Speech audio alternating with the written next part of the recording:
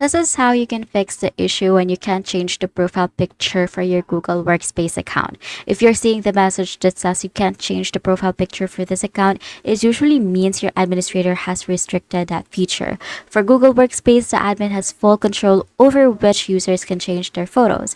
So the first step is to check if you're logged in under a school, business, or organization account. So for example, in my Google account, I can see this right here, and as you can see, my email address is a school account. So I have a school address. And for this one, as you can see, my profile is actually managed. So you're going to have to click on that. And then you can see here all of the things that you can actually change. So all of the things that are managed by them, you can also see here. So if it says that your Google account is managed or your profile picture change is managed by them, then your admin has the full control if they allow you to update your picture, and sometimes they turn off that option. In that case, you will need to contact them and request permission to make the change. If you're using a personal account but still getting the error, just log into your Google admin console, or if you're not the admin, just double check the account settings and then go to directory and then profile editing to see if the profile picture editing is enabled. And then finally, remember to log out and back in after changes are applied.